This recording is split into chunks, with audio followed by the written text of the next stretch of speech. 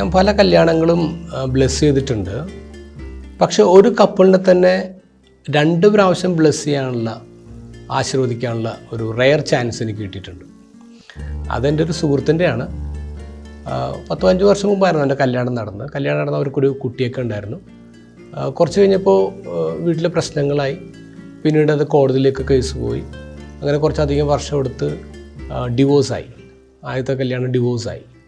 പക്ഷേ ഇതിൻ്റെ ഇടയ്ക്ക് ഇവർ തമ്മിൽ കുട്ടിയെ കാണുകയും സംസാരിക്കലൊക്കെ ഉണ്ടായിരുന്നു. ഡിവോഴ്സ് കഴിഞ്ഞിട്ട് പിന്നെ വീണ്ടും അവളെ തന്നെ അവൻ കല്യാണം കഴിച്ചു. അപ്പോൾ ആ ബ്ലെസ്സിങ്ങിന് ഞാൻ തന്നെയാണ് പോയത്.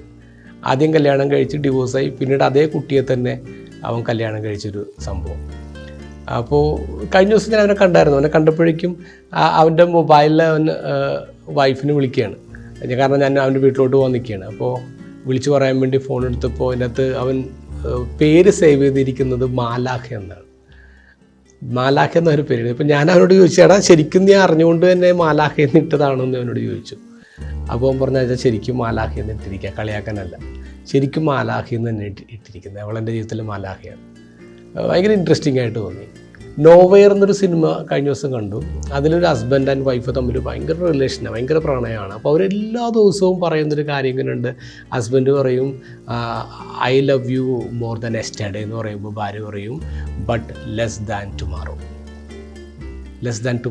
എനിക്ക് തോന്നുന്നു ഓരോ കപ്പിൾസും ലൈഫിൽ പറയേണ്ട ഒരു കാര്യം ഇതാണ്. ഓരോ ദിവസവും കൂടുതൽ, ഇന്നലത്തെക്കാളും കൂടുതൽ പ്രണയിക്കാൻ, നാളത്തെക്കാളും കുറവ്, എന്നുവെച്ചാൽ നാളെ അതിനേക്കാളും കൂടുതൽ പ്രണയിക്കണം.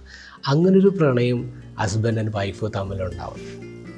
നമ്മൾ ജോസഫിൻ്റെയും മറിയത്തിൻ്റെയും ബന്ധത്തിലേക്ക് നോക്കുമ്പോഴേ ശരിക്കും കല്യാണത്തിന് മുമ്പ് ഇവരുടെ അടുത്ത് പലതവണ മാലാഖ വന്ന് സംസാരിക്കുന്നുണ്ട്. മാലാഖ വന്ന് വഴി പറഞ്ഞു കൊടുക്കണം, ഇങ്ങനെ ചെയ്യുക, അങ്ങനെ ചെയ്യണം എന്നൊക്കെ പറഞ്ഞ് 2 കൂട്ടിയെടുത്ത് മാലാഖമാർ വരുന്നുണ്ട്.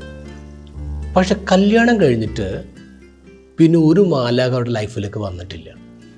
ഒരു മാലാഖ വരുന്നതായിട്ടും ഗോസ്പലിൽ രേഖപ്പെടുത്തിയിട്ടില്ല.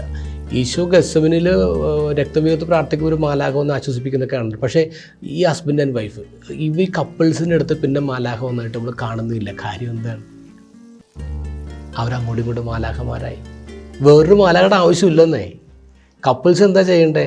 അങ്ങോട്ടും ഇങ്ങോട്ടും മാലാഖമാരായിട്ട് മാറണം. അതാണ് ഗ്രേറ്റസ്റ്റ് പ്രണയം എന്ന് പറയാം. ഈശോയുടെ അപ്പനും അമ്മയും തമ്മിലുണ്ടായിരുന്ന പ്രണയം.